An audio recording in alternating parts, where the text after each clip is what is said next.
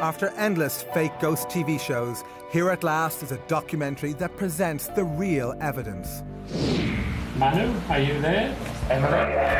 Yes. Yes. Hello, Manu. The experiments featured in this programme have been described by the scientists who witnessed them as some of the best evidence for life after death ever. We had 1,000 hours of continuous communication with the spirit world. Be quiet, be quiet, be quiet. Marie. For 5 years, the Skull experiment continued to produce a vast range of extraordinary phenomena. More than in any other experiment in the history of the paranormal.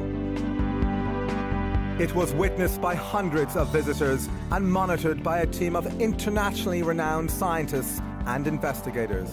I must stress, it changes your paradigm. What they claim to have seen and recorded is so shocking that many will find it unbelievable. The table levitated and began to spin very rapidly. I'm not at all convinced that there is such a thing as life after death. In the US, we put psychic Alison Dubois, the inspiration behind the hit TV show Medium, to the test. Could she communicate with one of the leading Skull researchers after his tragic death? Is there a doctor in the house? And we meet this woman. I'll just never be this age again. She says she can pick up the voice of her dead son on this simple tape recorder. We also followed the Skull group to Italy, where they conducted seances with Marcello Bacci, one of the world's most unusual mediums. For decades, grieving parents say they can talk to their dead children via his radio.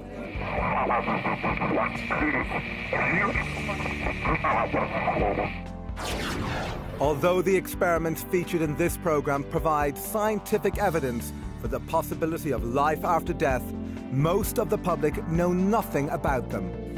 This is the first time both the Skull Group and Bacci have allowed their work to be shown together in a TV documentary. There has, in my view, never been anything like that at all, ever.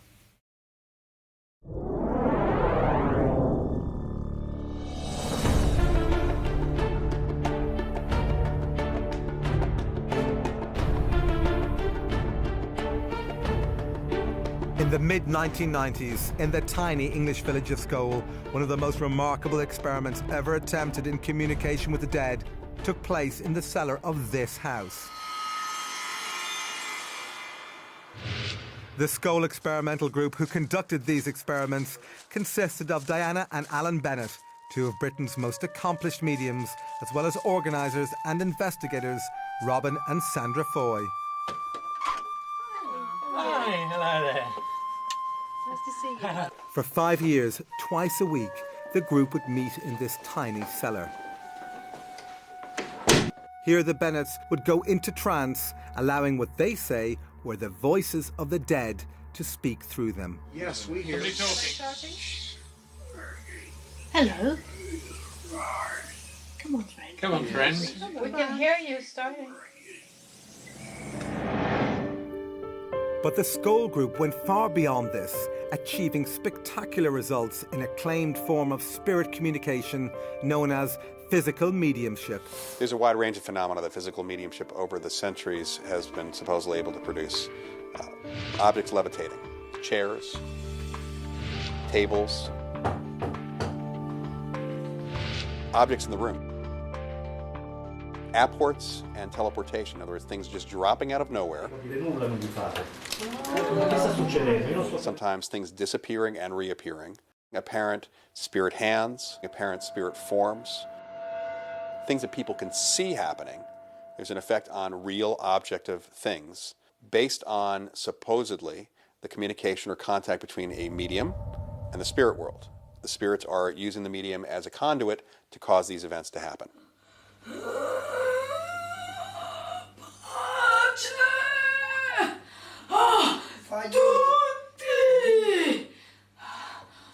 Physical mediumship is entirely different from mental mediumship because everybody that's present at the time can witness what's happening.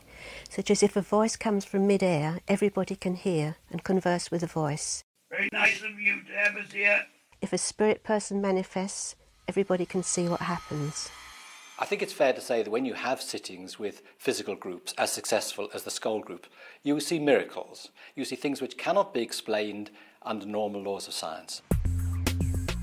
Trying to communicate with the dead has been a lifelong passion for Robin and Sandra Foy. Today, they are among the world's leading experts in physical mediumship. What happened here during the skull experiment was very successful and a dramatic effort which proved conclusively to us that life goes on after we all die.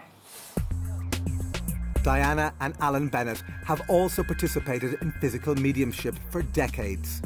They joined the skull experiment in 1993. But both claim their astonishing abilities began long before this. My first discovery of being a medium was when I was a child. I used to see spirit. I used to hear things and be aware of things that other people weren't aware. When I was young, I saw spirits that would come and show themselves to me.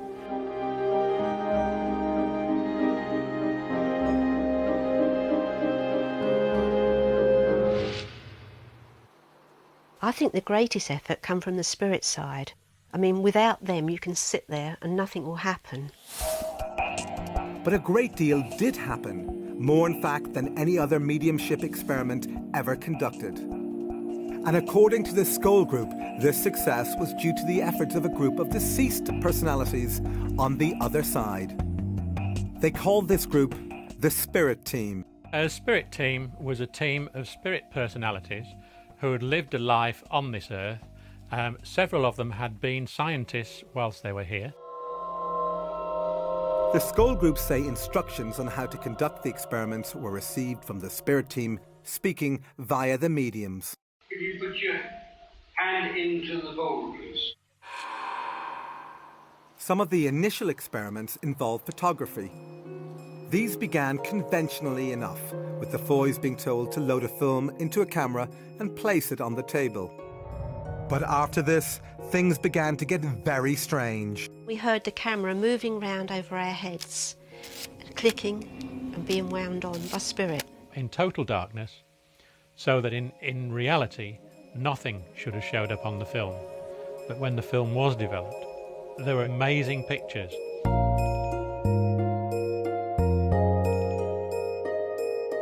Wartime pictures of St. Paul's, of a bus that was blown apart in the Blitz. Quite amazing stuff. It was never explained to us exactly why we got these particular pictures, other than the fact that we had a separate photographic spirit team working with us at that stage who were practicing their art and seeing what they could achieve. Some films contained images of faces, including human faces, in various stages of formation. There were a series that appeared to represent bubbles and various other things coming together, partial faces, etc. We were told that what we were seeing were areas of communication within the spirit world.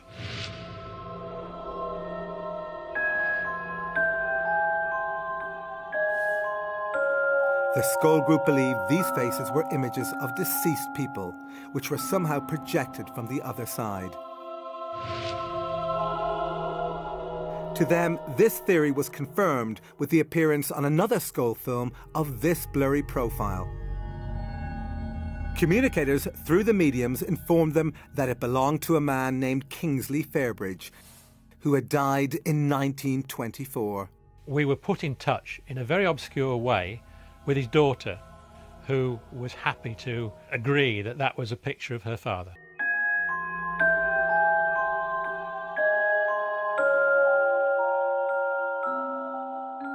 In the next experiments, the Skull Group say they were able to create these images not only in total darkness, but without the use of a camera. We were asked by the spirit team to put a totally unopened Polaroid 35mm film just in its plastic container. If the spirit team felt that they'd achieved a result, we were asked to develop it. This could be done immediately in a special processing machine. You can imagine our surprise when we brought this film up, they'd never been opened, put it through the processor and viewed it, and there was images and faces and writing. How do you explain it was there, you know? In order to counter accusations that they faked these images, the group invited independent investigators to select the films. I checked the box, which was factory sealed, identifiable by the glue marks. He then broke the seal, signed the plastic film container and carried it into the session where it remained on the table. But could it have been switched? I'm 100% certain that the film I selected was the same film that was returned to me at the end of the session. The film was immediately processed in front of him. Halfway along the film, we could see a Latin statement. The spirit team had said that they'd worked on the film, and lo and behold, there it was.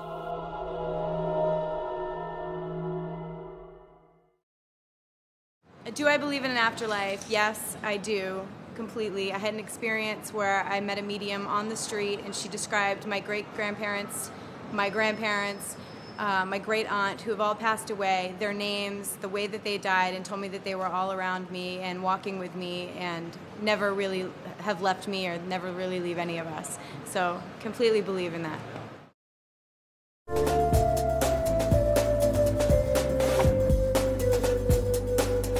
News of the remarkable events at Scole reached Italy, where the Scole group travelled to meet one of the world's most unusual mediums. Marcello Bacci amazes visitors and scientific investigators who say they can hear the dead speaking through his old vacuum tube radio.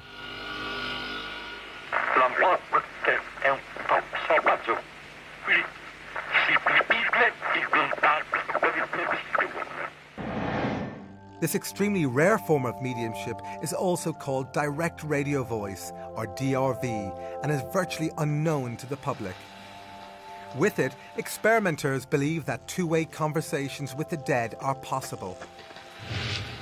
But could the Scole group communicate through Bacci's radio? Manu, are you there?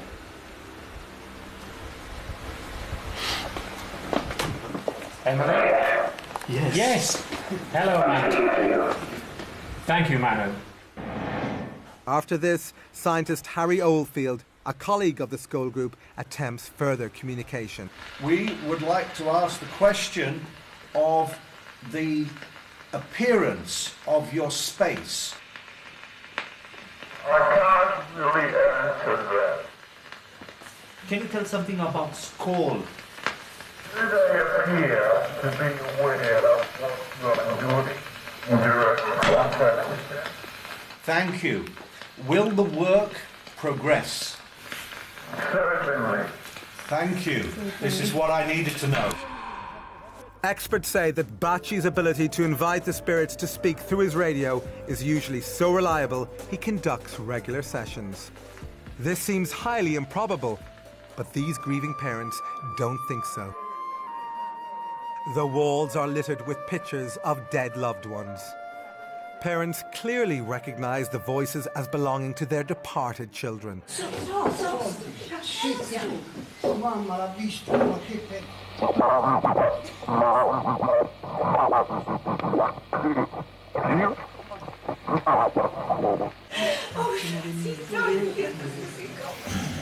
Io sono certa che è mio figlio così come le altre mamme, perché i ragazzi quando si presentano prima chiamano la mamma, il nome della mamma e poi il loro nome. A parte poi che la voce è quella di mio figlio, l'ho già detto, quindi è inutile che lo ridica. Da non dimenticare, tuo figlio, ti do spettato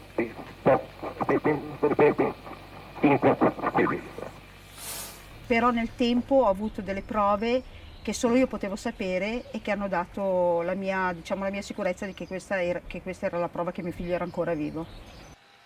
For the bereaved, it's an experience that rescues them from torment. La mia vita è la nuova vita. Io dico sempre la vita di prima, poi si è fermata quando lui se n'è andato e ricominciata quando l'ho sentito, diversa.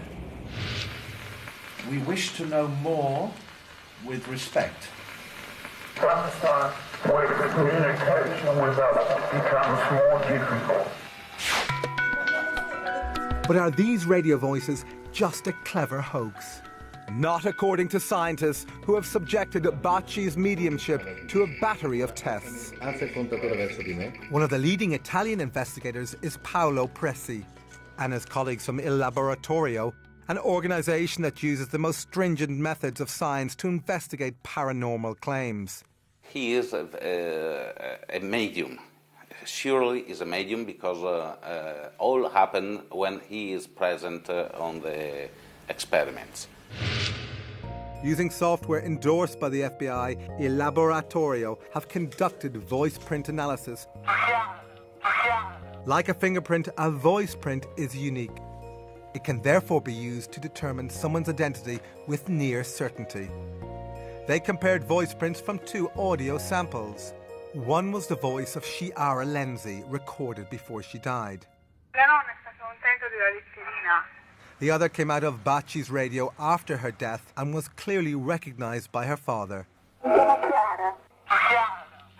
The comparison produced a 97% match.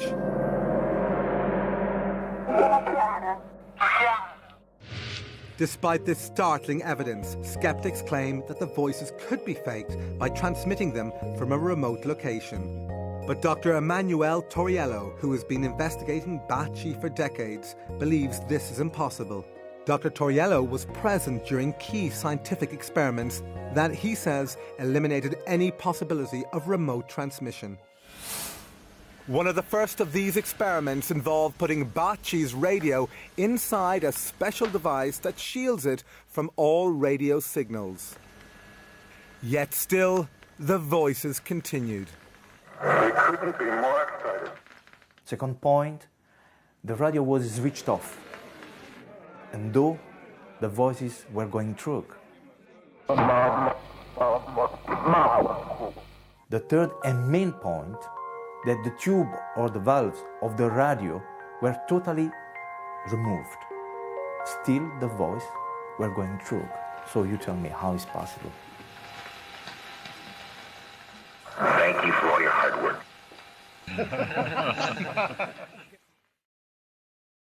Do you believe in the possibility of life after death? No, I believe in a long, long sleep, baby. Back at Skål, the phenomena were continuing to progress. Nearly all of them took place in this tiny brick cellar, affectionately called the Skål Hole. It was here that the 2 mediums would go into trance, allowing what they say were deceased personalities to take over their bodies. Hello. But just how difficult was it to summon the departed? I think possibly we sat about twice a week for a year before we really got anything significant happen, just minor phenomena up to then. But the group's determination and patience paid off. By 1995, visitors were reporting that the Skål Hole was alive with extraordinary phenomena.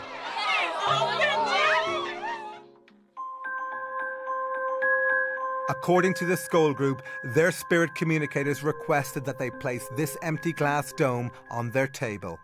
The glass dome was very important to the Skål work. Creative energy stored in the dome and was used by the spirit team to produce the phenomena that happened at Skål. In this remarkable photograph, the energy can actually be seen radiating out from the dome. But since these phenomena are so unusual, the group knew that without careful independent scrutiny, their experiments would be dismissed as fake.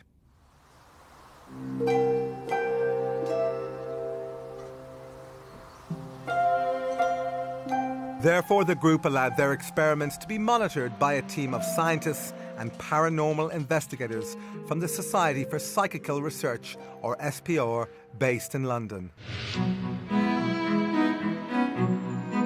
For over a century, the SPR has specialised in examining paranormal phenomena in an unbiased and scientific way. Among its members have been some of Britain's most accomplished scientists, including a dozen Nobel laureates. Its investigators have exposed many fake mediums. They are not easily fooled. One of the leading researchers into Skål was veteran SPR member Montague Keane. Initially, we were all pretty sceptical because what had been claimed seemed so way out. Another key researcher was Dr. Arthur Ellison, an emeritus professor of electrical engineering and a former president of the SPR. No scientist of any kind would ever say that anything could not possibly happen. The third principal investigator was research psychologist Dr. David Fontana. Professor Fontana is one of the world's most respected paranormal investigators. Paranormal is that mysterious area behind the seen and the known world. And since most of the world is unseen and unknown, and most of the world is full of mystery, for me it's a fascinating and absorbing area. To preclude the possibility of fraud, these scientists were allowed to inspect the cellar and all its contents before and after sessions. All participants had to empty their pockets and leave their belongings outside. The cellar had only one entrance, and this door was kept locked during all sessions. Despite these precautions, the incredible events at Skull continued unabated, and the SPR investigators reported what they saw in graphic terms. We saw coloured lights, we saw materializations, we had direct voices, that is, spirit voices talking from the air. We were touched by the spirits. We saw a whole range of phenomena which could not be mistaken by three investigators such as ourselves. In the spirit of openness, the Skull Group allowed more investigators to scrutinise their sessions. These included leading scientists from several disciplines, even a professional magician. One of the scientists was the internationally renowned biologist and author, Dr. Rupert Sheldrake. Science has done very little to investigate the afterlife or reincarnation. Most materialists assume that both of them are impossible. So there's a kind of dogmatic denial by some scientists of the possibility of these things. But I wouldn't say that was a scientific understanding. I would say that was a dogmatic, ideologically motivated dismissal. The only way to have a scientific understanding is to do the research. We had a number of different professors of different disciplines to come, and sometimes they could test their expertise against the expertise on the other side. For example, Professor Archie Roy, who's an astronomer and specialises in the movement of celestial bodies, had a discussion with the other side about celestial mechanics. And he said afterwards that he thought there were only about half a dozen people in the country who would know exactly what they were talking about. Such evidence is gold dust to researchers, as it is unlikely to have been fabricated by the mediums who possess no academic training in this area. Although the scientists found this sort of evidence impressive, they still needed to eliminate any possibility of fraud taking place under the cover of darkness. Therefore, the Skull Group devised several controls to help eliminate this possibility. One of these controls involved all participants wearing luminous wristbands. These bands were attached with Velcro, so they could not be removed without attracting attention. They also requested the use of night vision equipment. We persistently asked them to accept infrared cameras, and they said not yet. It would interfere with the energy in some way. So we had to accept this with great reluctance. We were told that this phenomena could be developed in the light, but if it were, it would take an awfully long time to produce, years and years, rather than a few months that it actually took us. Critics saw this insistence on darkness as an excuse to hide fraud, but participants to the Skull experiment were not always in total darkness. Whoa, look at you!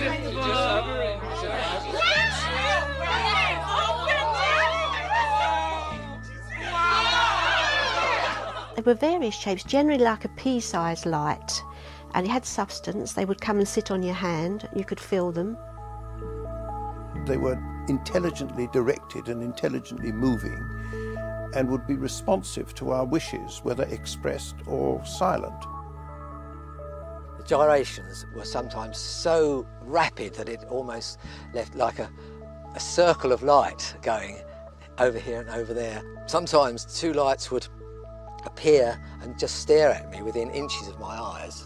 I thought at first that the lights must be small light-emitting diodes suspended on the end of nylon fishing line. Then suddenly a light would start to do a tap dance on the table, bouncing up and down on the table, and you could hear it click as it rebounded from the table, and suddenly it went pop, went through the table and came out the other side. Now, no nylon fishing line explanation would account for it going through an apparently solid, well, it was a solid object, a table.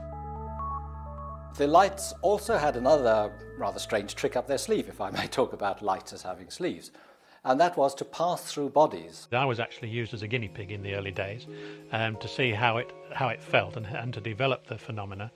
And this light would actually enter through my chest, and then 3 minutes later it would probably pop out of the arm or something and disappear across the room. This was being developed to produce a healing phenomena. I have this bad knee, and at one point we had a light that was moving around the room and rested on my knee for a minute and suddenly moved inside my knee. Yeah, she just went into my bad knee.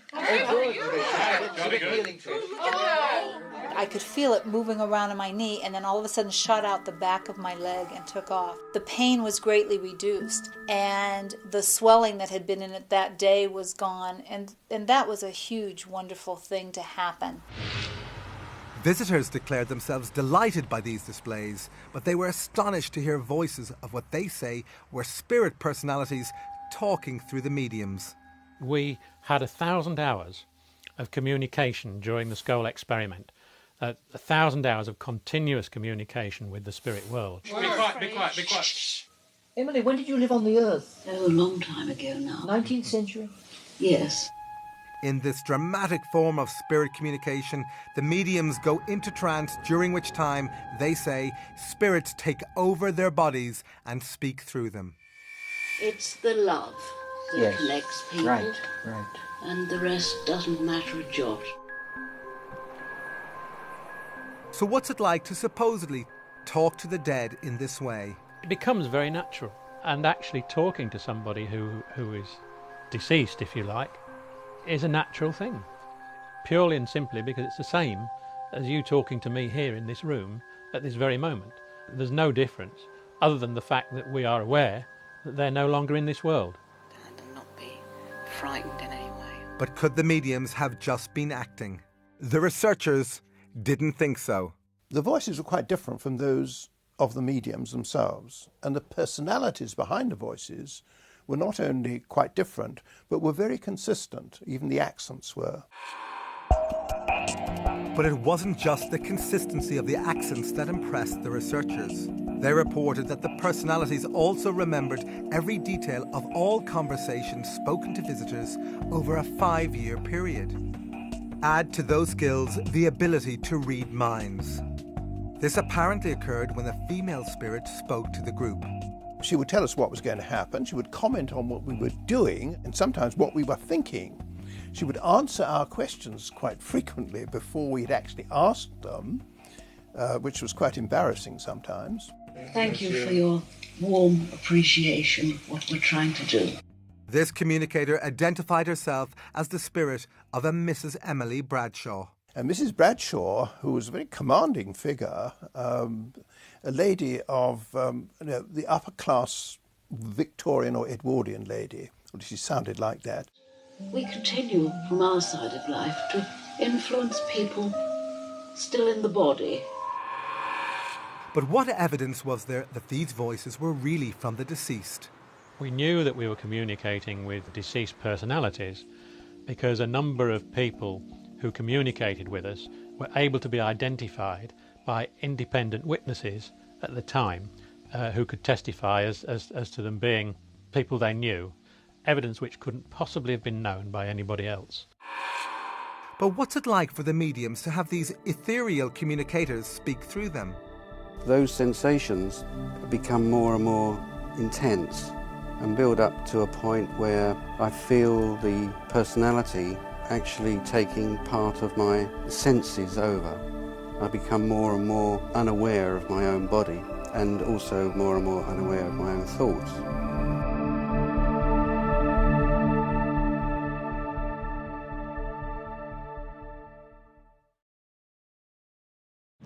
My mother died about 1.5 years before my father did, and 3 days before my father died, he saw a vision of my mother and was very disturbed when she suddenly disappeared. And I believe that his death coincided with that vision of her and wanting to see her again.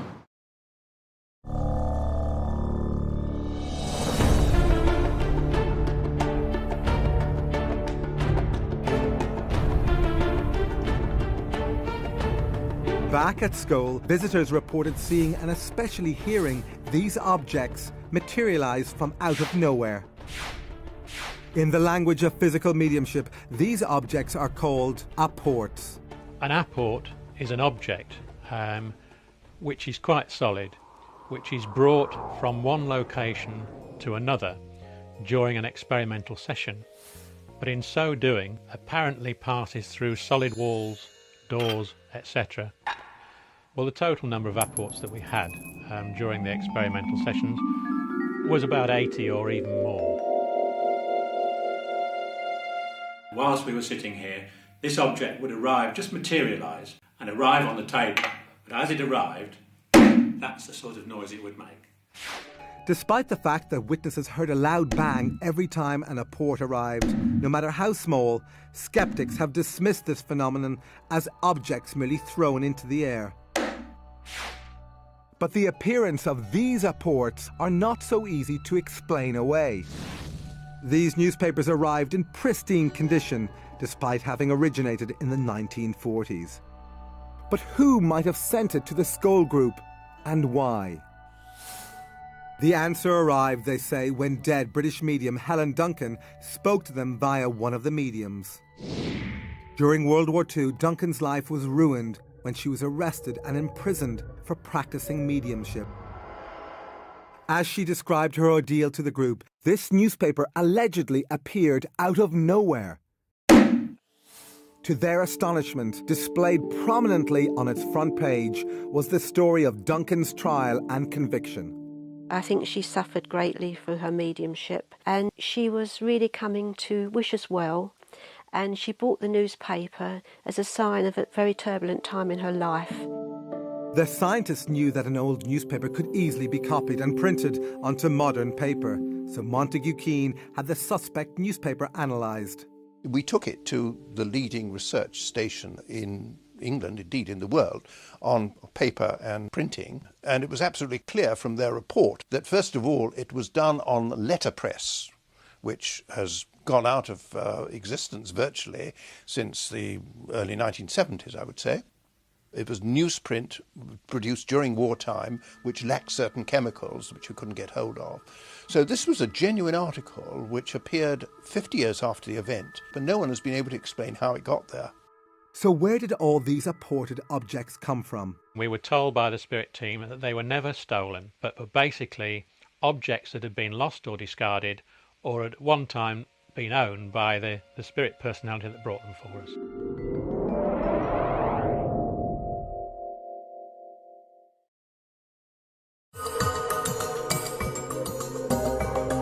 Back in Italy, we were given unique access to film one of Bacci's private seances. But Tim, now you have to sit somewhere and sit, not in my back, somewhere that you can, yes. Despite the loss of this camera, we were allowed to continue using this night shot camera to record the seance, which took place in total darkness.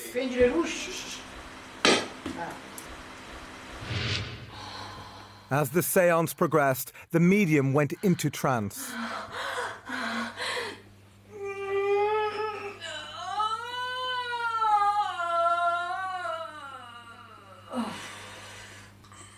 We were hoping to capture what visitors to Skull said they had witnessed, the levitation of solid objects. However, minutes later, we were asked to switch off the night shot camera. But secretly, we kept it running. And what we captured was truly astonishing. This heavy oak table rose into the air.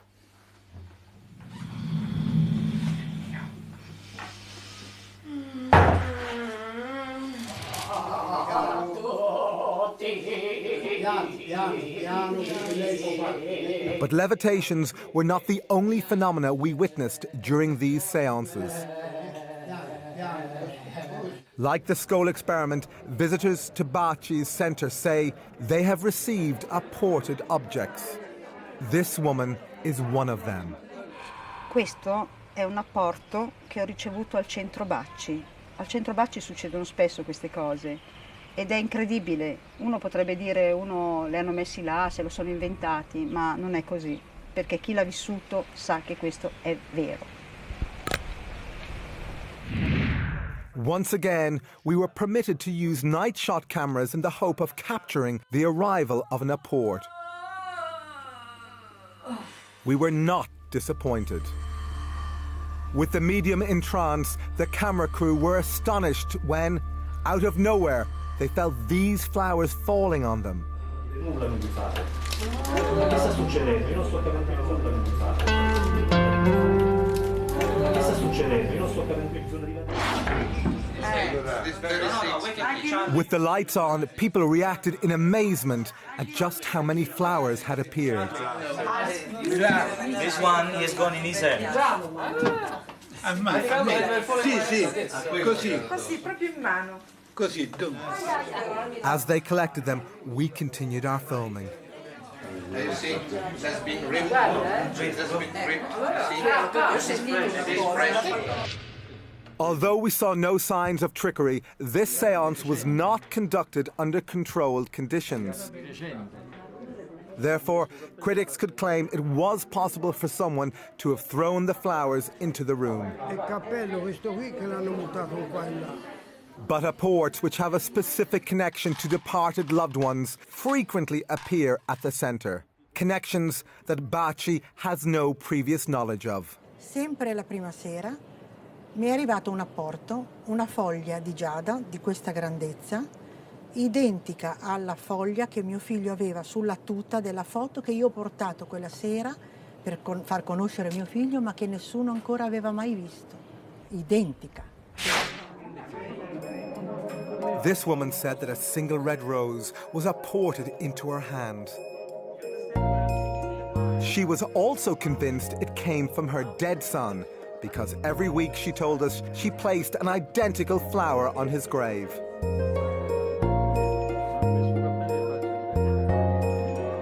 As impossible as it sounds, could this rose really have been sent from the other side?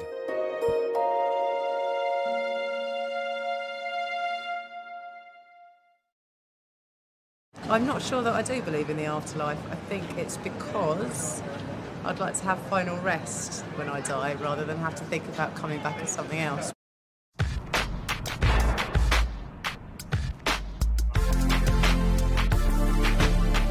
Back at Skull, the phenomena were continuing to progress. The scientists were about to experience something even more shocking. Another thing that happened was that a hand materialised and sort of glowed.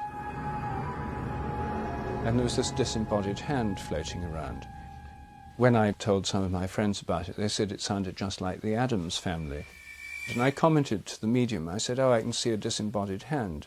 And she said, it's not disembodied. This was Mrs. Bradshaw, who was speaking through one of the mediums.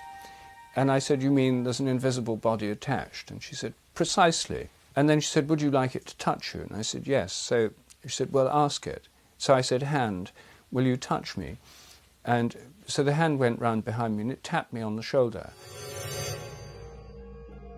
But could these hands have been hoaxed?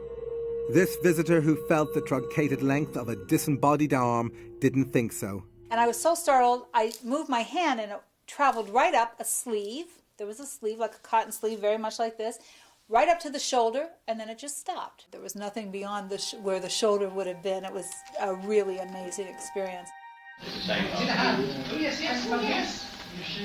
Yes, a hand. Finger point. Stretch out a finger to point. Oh, I see. Yes. Sometimes we would be touched by these hands. Sometimes we would invite them to touch us. Sometimes they would touch us on our knees, let's say, or on our feet, which, as it was a fraud-proof table, were inaccessible to the mediums themselves. So what's it like to touch one of these spirit hands? It felt cool, but not cold. It didn't feel clammy, it didn't feel slimy. It felt like a normal human hand, and it grasped my hand firmly. The unseen communicators told the scientists that they usually materialized a hand or an arm because it was easier than materializing a full body. But some cases of full bodies being materialized were reported. I had the presence, the physical presence, of my mother, my father, and my sister, all in solid form, standing in front of me, all of whom I was able to hold, to embrace, carry out conversations with them.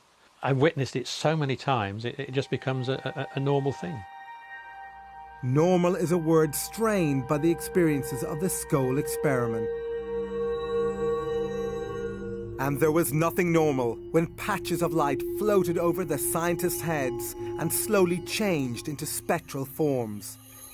The diffuse patches of light would take the form just of a human face, moving round the room with the direct voice, very, very faintly, coming from the diffuse patch of light, and the lips moving, again, very faintly. As I stared at the face, it was noticeably smaller than a normal-sized head. But within the face itself, features were clearly visible. We could see the glistening of the eyes, we could see the eyes moving. And even more remarkable forms were to appear. They looked like angelic forms.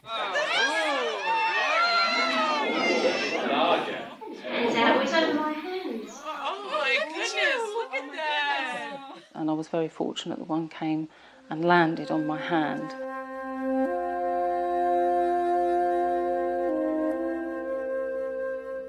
And just the energy that you felt from it when it connected with you was a lovely experience, and it just felt like an overwhelming feeling of love. These are great experiences, you see. Again, I must stress, it changes your paradigm. You go in thinking none of this can be true, but after experience after experience after experience, it gradually dawns on you, hey, there's something going on here that we can't explain by normal scientific laws, but which nevertheless exists.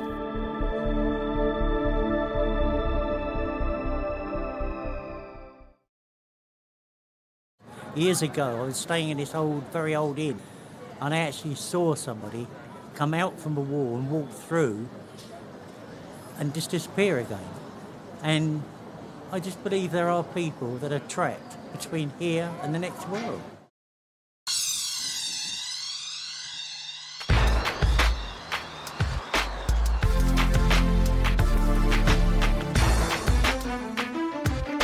The experiments featured in this program have been described by the scientists who witnessed them as some of the best evidence for life after death ever. After 2 years of intense effort, the Skull experiment began to produce more phenomena than in any mediumship experiment in the history of the paranormal. Their initial claims were that they were in contact with a group of deceased entities who were producing, with their help, a number of pictures of either deceased persons or strips of films, which they claimed to be produced without any cameras and in the dark. To eliminate any possibility of hoaxing, the scientists brought their own film and locked it in a specially designed security box.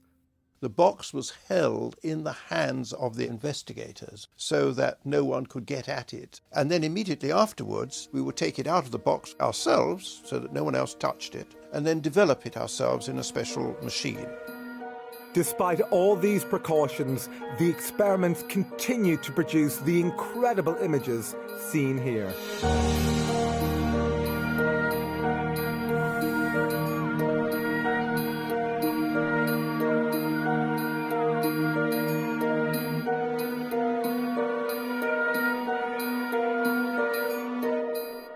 They were able to achieve whole lengths of film, sometimes up to as much as 4 feet, with various words, symbols, messages, all sorts of different things on that film. Other films contained poems in centuries-old German and fragments of Greek, Chinese, Hebrew, Latin, and even Sanskrit. The Skull Group were ordinary people with no knowledge of these languages.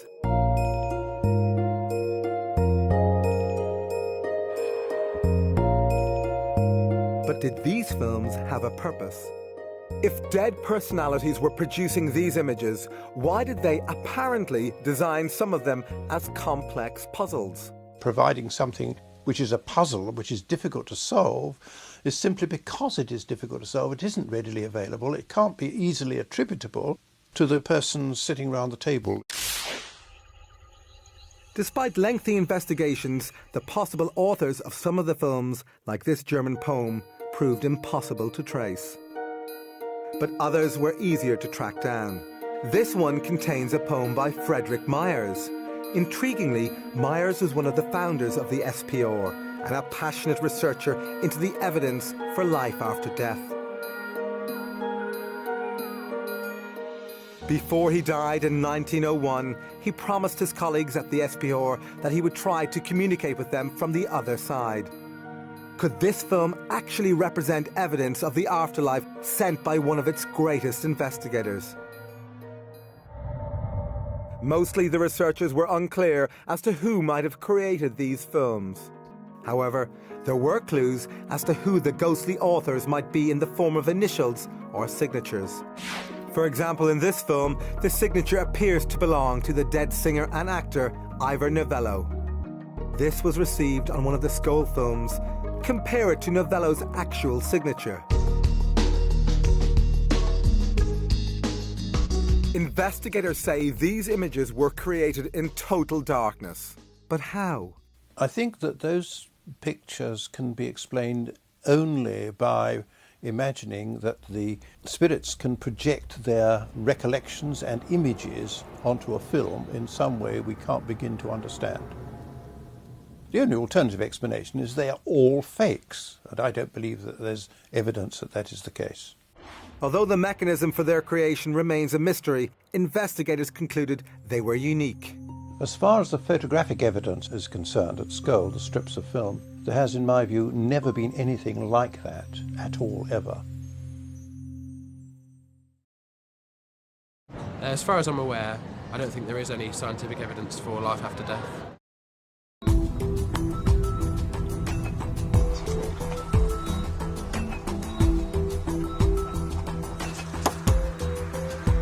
Spurred on by the photographic experiments, the Skoll group began a series of video experiments called Project Alice, after Alice through the looking glass. Their ambition was nothing less than to try and capture moving images sent from the spirit world. The Skoll group insists that instructions on how to position the camera and mirrors came from their spirit communicators. They were told to set up a video camera in the dark cellar, aim it at a pair of mirrors so that it could only film its own viewfinder. While it was recording, nothing unusual was seen. But when the tape was played back, these remarkable pictures appeared. We had images on the video, sometimes of what looked like a tunnel of light. Other times, spirit faces were coming towards us. Sometimes what appeared to be a doorway moving.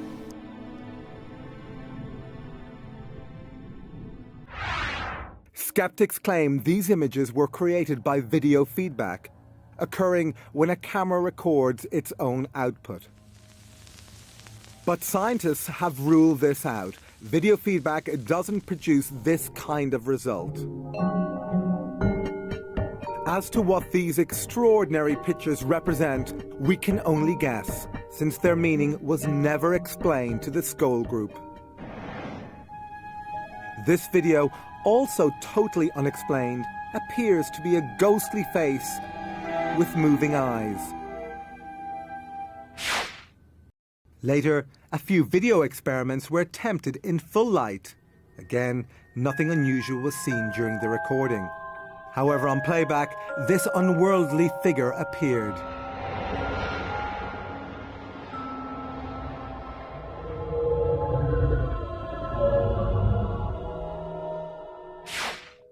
But was it possible for the Skoll group to have faked these images? Not according to the investigator who monitored these experiments, Swiss lawyer and businessman Dr. Hans Scher. There's absolutely no possibility that this film could have been prepared before, because I selected one of the video films which was in its original packaging, which I opened. I took the film out, I signed the film, and I put it personally in the video camera. He inserted it into the camera. We never touched at any stage the camera or the film. When we played the film, it showed at the beginning a number of bubbles of various colors.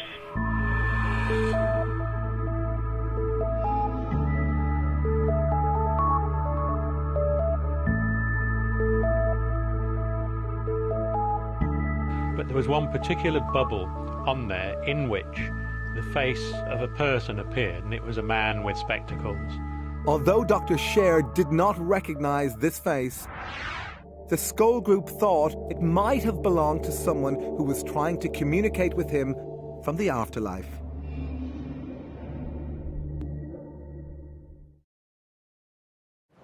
I have heard of the electronic voice phenomenon. I think it's actually one of the most disturbing and unnerving aspects of the notion of there being an afterlife. Attempting to capture spirit voices via technical devices like radios and tape recorders has a long tradition that goes back to the last century. Today, there are tens of thousands of people around the world who say they have captured the voices of the dead on simple tape recorders.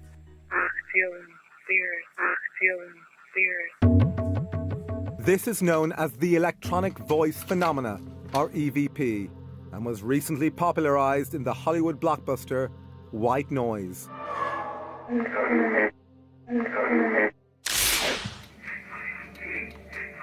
Despite the Hollywood treatment, EVP has been the focus of serious scientific investigation. One of the leading researchers is Alexander McRae, an electronics engineer who has worked on communication systems for the space shuttle.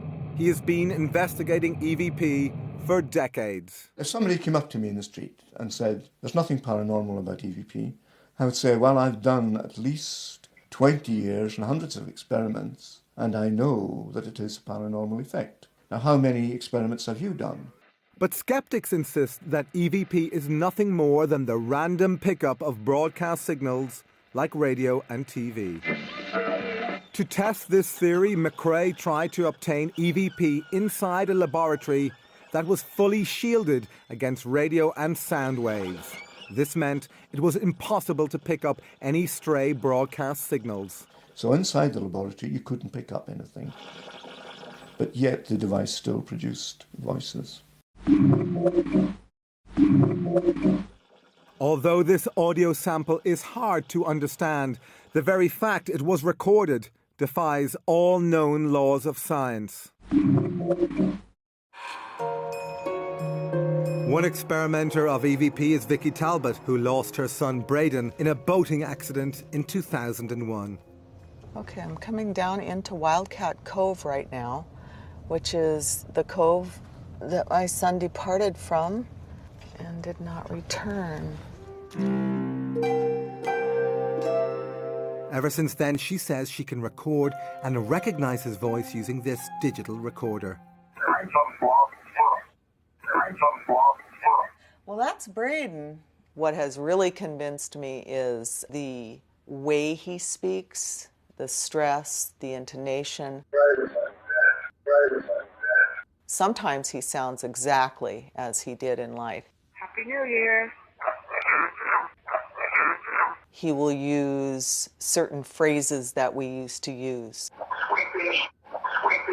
He will say certain things that will identify himself as the person that he was in life. I am convinced, personally, that I am communicating with my son.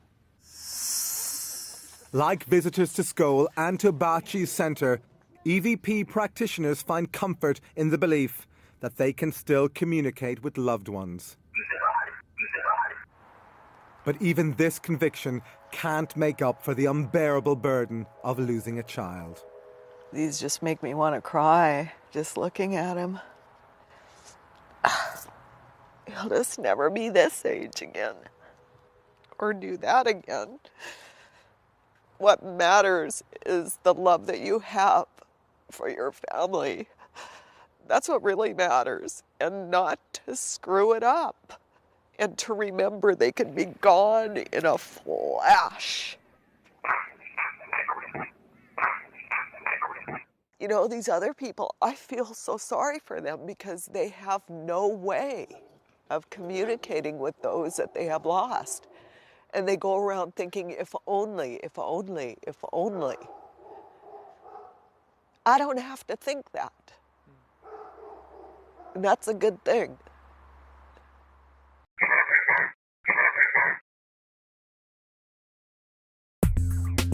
Although EVP provides some comfort to the bereaved, practitioners say that the voices are often unclear, always one way, and frustratingly short.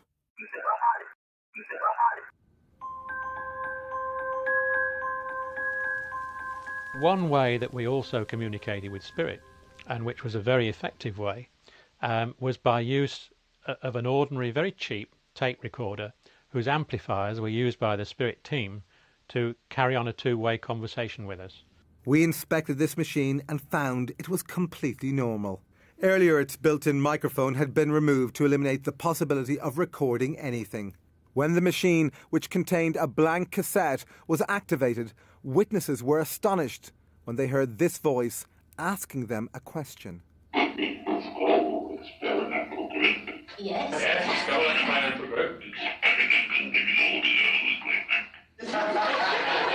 Experimenting with audio and yes. Historic moment it is. The Skull Group say that their spirit communicators suggested ways of improving their experiments. For example, they told Professor Ellison, one of the SPR scientists, how to build a device for boosting communications via the tape recorder. But this information arrived in a very strange way.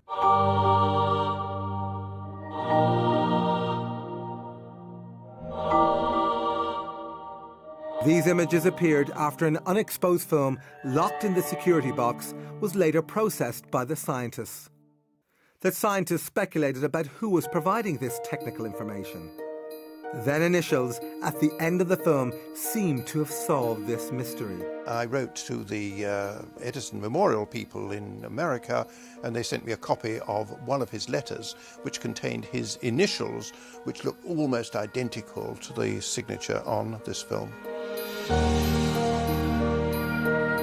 This matching set of initials convinced the researchers it was Thomas Edison providing this information. Not only was Edison the world's most famous inventor, he also had an enormous interest in the possibility of an afterlife. His intention to build a machine that could communicate with the dead made headlines around the world, but he died before being able to build it. Is it possible that through the Skull Group, he finally achieved this aim? My understanding of life after death is what we've done here, the way we've affected the people about us and things that we do, and it lives on through them.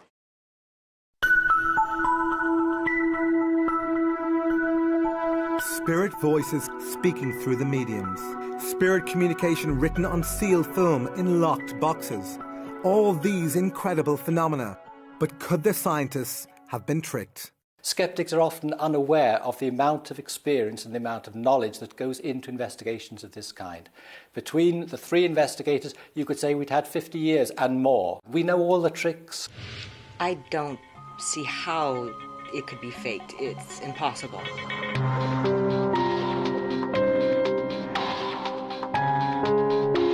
Nevertheless, was it possible for the Skull Group to have perpetrated a massive hoax? These things are so extraordinary that when one tells them to people who've not had the experiences themselves, they think, oh, it must be trickery. And the challenge then always is, OK, you duplicate it.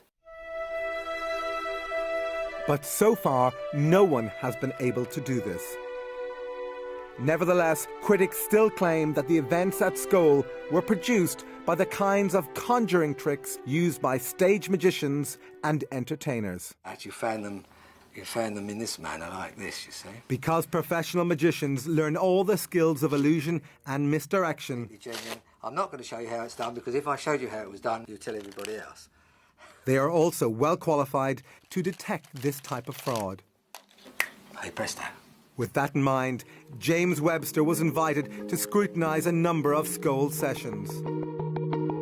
Webster is a member of the Magic Circle in Britain and has been a professional magician for over 40 years. Well, I had an opportunity to view the cellar.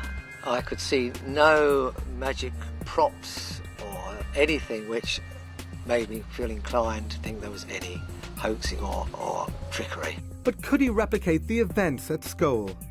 I could not do it myself as a professional magician. And I don't believe in any magician that I knew could do even the lighting, let alone the other phenomena that I witnessed.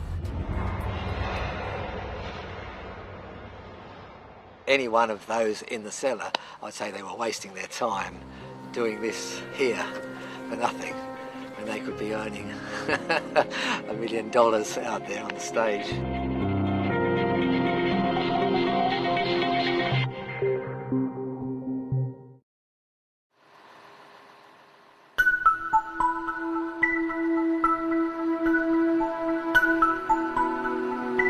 In 1999, after an exhaustive 2-year investigation, the investigators published their conclusions in the SPR's official proceedings. They were looking for evidence of a hoax. They sifted evidence for signs of fakery. But did they find it? If you take all the phenomena within the whole of the Skoll experiment over 2 years while we were there, I would say that the possibility of fraud and faking was nil. Although the Skoll report includes theoretical discussions about how individual phenomena might have been faked, the chief investigators concluded that events at Skoll cannot be explained either by known scientific laws or by trickery. But psychology professor Chris French, the co-editor of Skeptic magazine, remains unconvinced. There's lots of claimed evidence for life after death, coming from lots of different sources. The debate should be about the quality of the evidence. At the moment, on the basis of the available evidence, I'm not at all convinced that there is such a thing as life after death. I think the skeptics regard the possibility of the survival of human consciousness as inherently so impossible that anyone must be rather crazy to believe it. But when you look at the evidence, you have to ask yourself whether you'd be even more crazy not to believe it, or to find some alternative explanation which makes any sort of sense. And I haven't found one.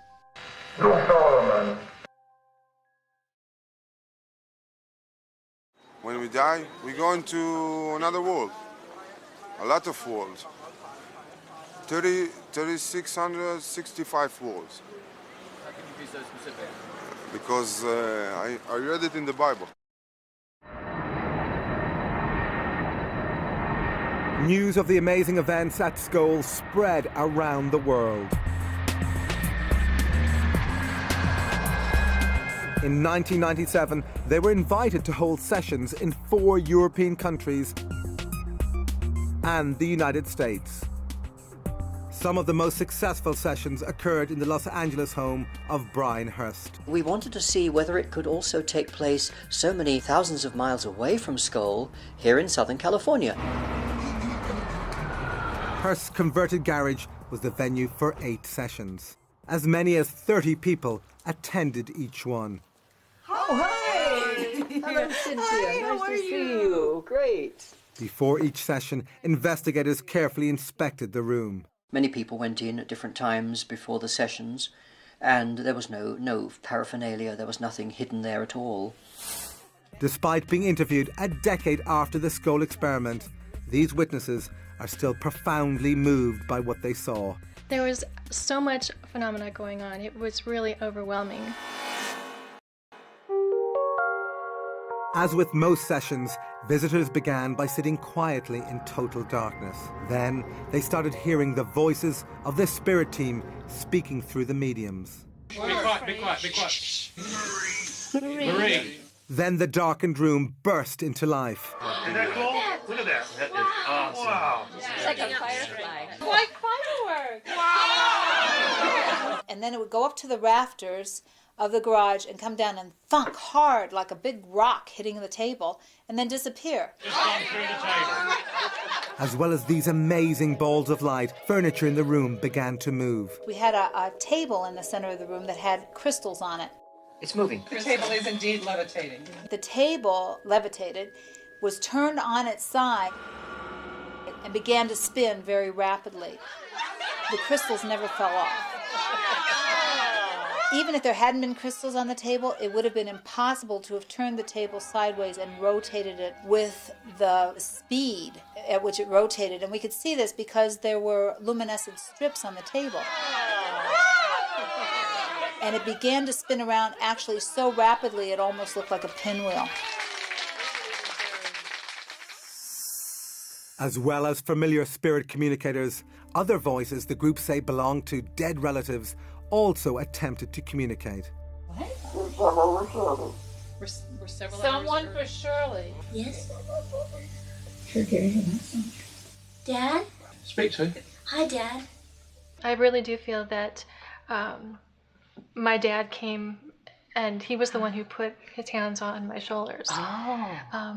The way we were situated in the room, my chair was right up against a wall, and there was no way another person could be behind me.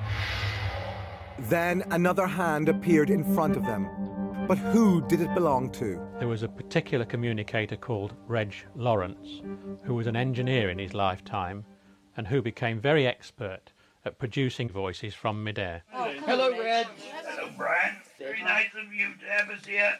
He just touched my hand. Oh, Oh, yes. Oh, he's stroking it. It's slightly cold, but it's flesh.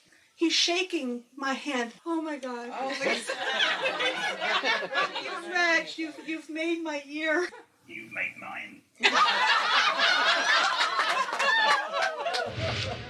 As usual, Lawrence did not communicate through the mediums. Instead, the group could hear his voice projected from different parts of the room.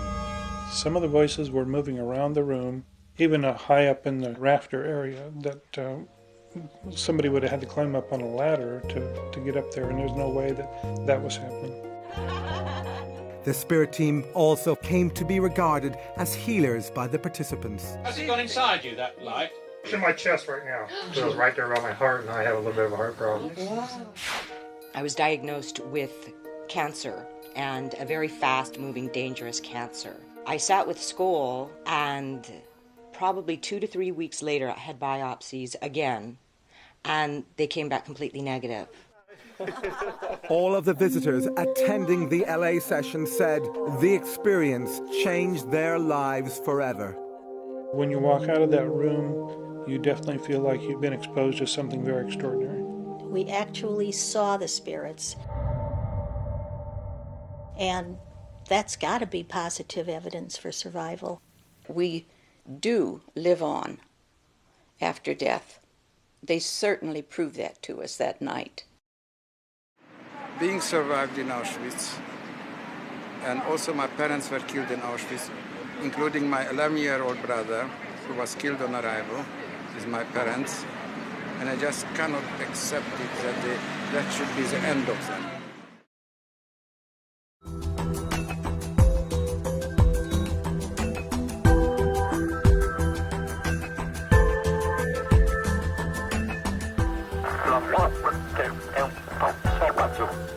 Previously, we have shown how experiments at Skoll and with Bachi provide powerful evidence for life after death. But some researchers think there may be another possible explanation. Could some of the remarkable events shown in this film be the result of human paranormal abilities like psychokinesis, the claimed ability of the mind to directly affect matter? There's an enormous amount of evidence for the existence of psychokinesis. In the laboratory, we're talking mainly about the evidence of human consciousness on random number generators and very small events that can be totally controlled. There is clear evidence that people can affect things. One of the most famous practitioners of psychokinesis, or PK, was a Russian housewife called Nina Kulagina. Kulagina was able to demonstrate her abilities under strictly controlled conditions in front of a team of scientists. Researchers who investigated her were convinced she was able to do this solely by the power of her mind. So could the Skull Group and their visitors unwittingly have created some or all of the phenomena using mind over matter? As an explanation, although it's not more than just simply a label to it, this is psychokinesis in physical mediumship. Whether it is a spirit working through someone, a spirit acting directly on an object, or the medium's mind causing the things to move. Say there were real mind over matter effects going on as opposed to conjuring tricks, then how do we know they were coming from the minds of the disembodied people rather than from the minds of the mediums who were sitting in the room? There is no definitive answer to this question. But the theory that these phenomena were due solely to psychokinesis from the living seems improbable, since PK produced in laboratories tends to be weak. Therefore, mind over matter from the living is unlikely to explain the huge range of phenomena featured in this film.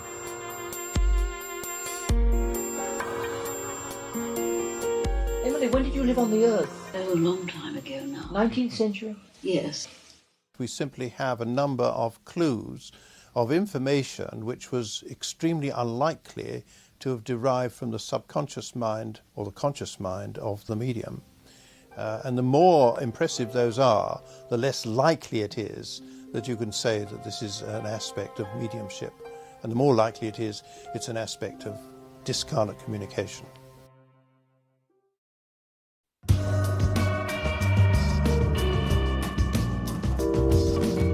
Previously, we travelled with the Skull Group to Italy, where they first met with Marcello Bacci. They say they were able to talk to the spirits via his radio. Come on, who's this? Come on, I'm here.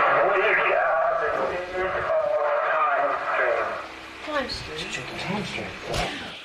But when the Skull Group visited Bacci in a later session, he was having problems.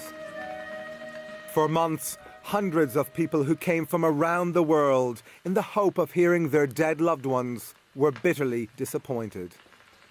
All they heard was static. Bacci was depressed. He feared he had lost his unique talent. Then, in an extraordinary piece of luck, as our cameras rolled in an interview with Bacci, the radio, which had been silent for so long, burst into life. Chiudete tutto! Cosa they're coming the radio? They're coming the radio.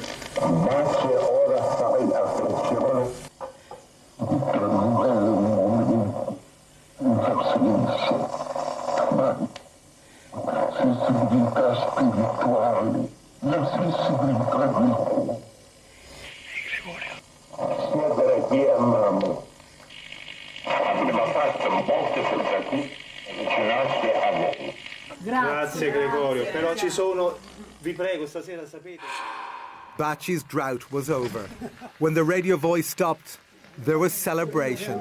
Mamma mia, mamma mia che gli hanno detto. Bacci felt he'd regained his ability to communicate with the spirits. But then joy turned to disappointment as he thought he had failed to record the voice. Madonna, non è partito. No. Era solo il tuo. No, era partito, l'ho spento io, vai. L'ho già messo indietro. Ah, te? Mi fa sì. Poveretto, l'ho desiderato. Io poi dico, ma l'ho messo io indietro. Once the recording was transcribed, Bacci told us the voice belonged to a spirit called Gregorio, a Catholic friar who had died many years ago. Later, independent researcher Dr. Toriello read the last part of this ghostly message. Man, he passed his time just deceiving himself, okay? But when all of you will be here, where we are, okay? Then you will find the answer to all your questions. I'm sorry, I cannot say more.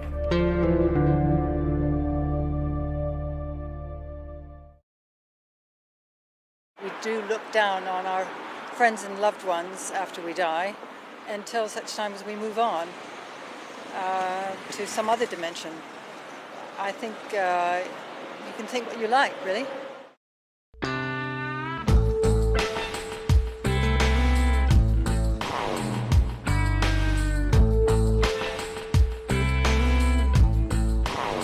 Despite the evidence from Skoll and Batchy, most scientists still refuse to even consider the possibility that consciousness might survive death. Dr. Rupert Sheldrake, the internationally renowned biologist and Skoll investigator, offers an explanation. There's a dominant materialism in science that grew up in the 19th century. It's become part of the culture of science, but it's really a dogmatic belief system rather than a testable theory. What this means is that scientists have become completely focused on the things they can both measure and replicate in labs. Within science, based on a materialist point of view, the mind is the brain. So anything that suggests the mind might be more than the brain goes against the theory, and therefore most scientists don't want to know about it. Another prominent scientist not convinced that consciousness is solely the result of brain activity is Dr. Charles Tart. But that's just a small part of the spectrum. Dr. Tart is Emeritus Professor of Psychology at the University of California and a leading researcher into the evidence for life after death. The idea that survival of bodily death is impossible and that we're nothing but our brains and bodies is really a function of an outmoded view in science, a Newtonian worldview. Now, the Newtonian worldview works very well for everyday events, but one of the most interesting things about modern science, especially when you look at stuff like quantum theory, is that the world is far more mysterious than we think.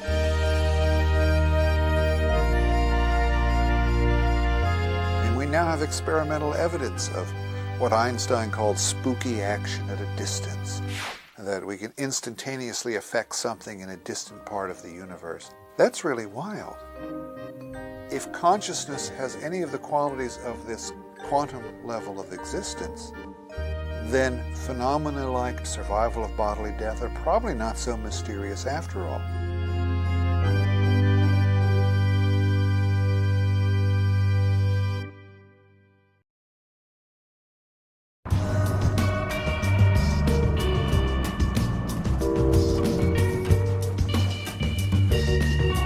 But could quantum theory explain one of the most shocking experiments conducted at Skoll? This particular experiment was perhaps the most important experiment of the whole series. Previously, we showed how visitors reported seeing these balls of light appear before them. It's like fireworks. On this occasion, one of them flew inside a large quartz crystal. The crystal then levitated. We could see it glowing, and then descended into a Pyrex bowl. Then Arthur Ellison was invited to pick it up. He picked it up and satisfied himself that it was there and it was glowing, and he put it down again. He was asked right away to pick it up again. He tried to, and his fingers closed right over it. It had dematerialized. There's nothing there, yes, it looks the same, but there's nothing there. Then he was asked to pick it up again, and it rematerialized in his hand. Oh, I can feel the crystal now. Now this dumbfounded him. This is what finally convinced him that this was real, because it couldn't have been faked in any way. And he had his head right over the top of the bowl in order to ensure that no hand or no instrument could interfere with it.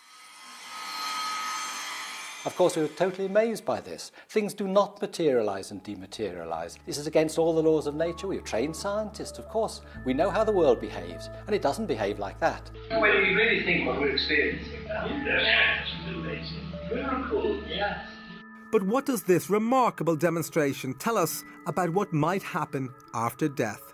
The spirit team told us that the experiment with the crystal in the bowl gave a good example of what happened when we die, in that the essence of the crystal remained even when the physical part of the crystal had been removed. Our bodies represent the physical part, but the essence of ourselves remains the same. This, if you like, can be termed the soul.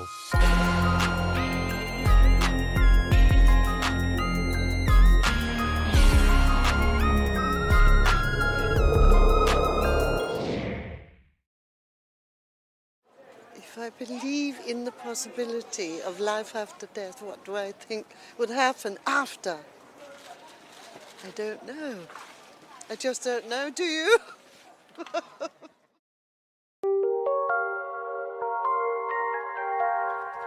Well, I don't particularly want to have anything other than pure death, and I would rather not believe in survival, but I find it impossible to be intellectually honest and not believe in survival.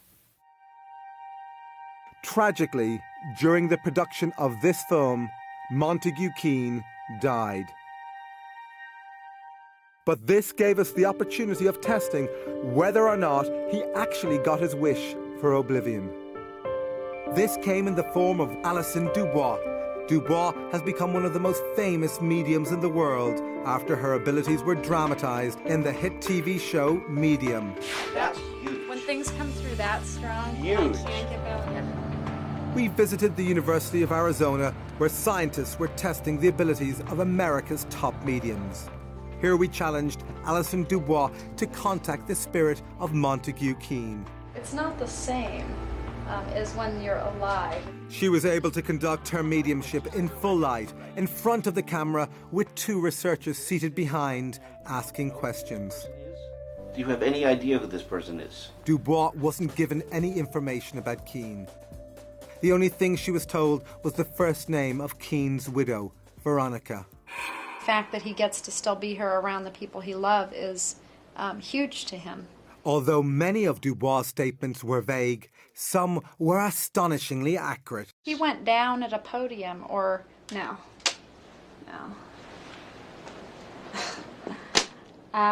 He's showing a man falling at the podium, like, and falls, and he goes down at the podium. Okay. This is important. It's like an assembly. On the night of his death, Keane was taking part in a debate at the Royal Society of Arts in London. While defending his position, his voice faltered mid-sentence, and he died.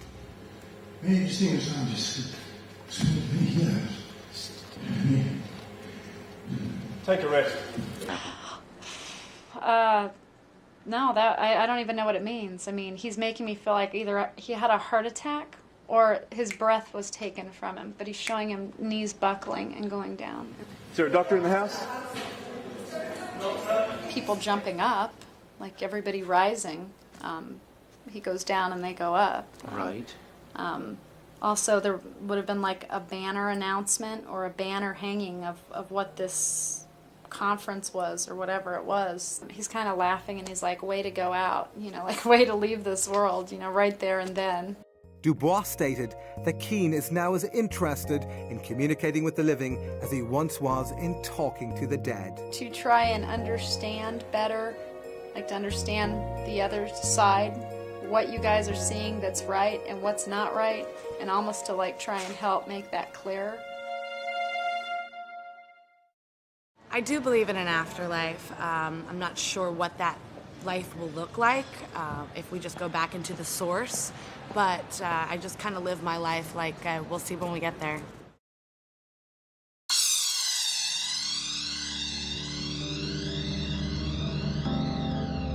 Although some researchers continue to question whether the experiments featured in this film represent convincing evidence for an afterlife, for the leading investigators and participants, there is little doubt it does. We actually saw the spirits.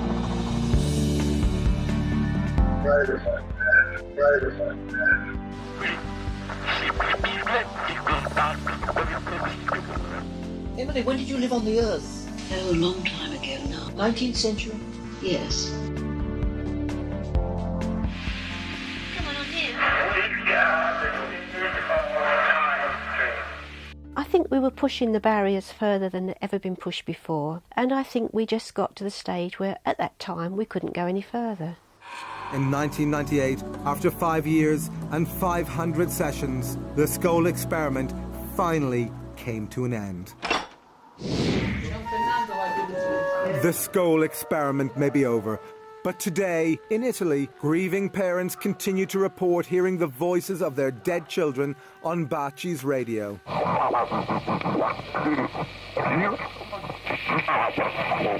And Vicky Talbot says she continues to receive the voice of her deceased son, Braden, via EVP. But the debate about the authenticity and significance of this evidence continues to rage. Now, according to science, when you physically die and when your brain stops functioning, that is it. That is the end. The experiences that I've had have convinced me that it is very difficult to explain any of these things by an alternative explanation to that of survival.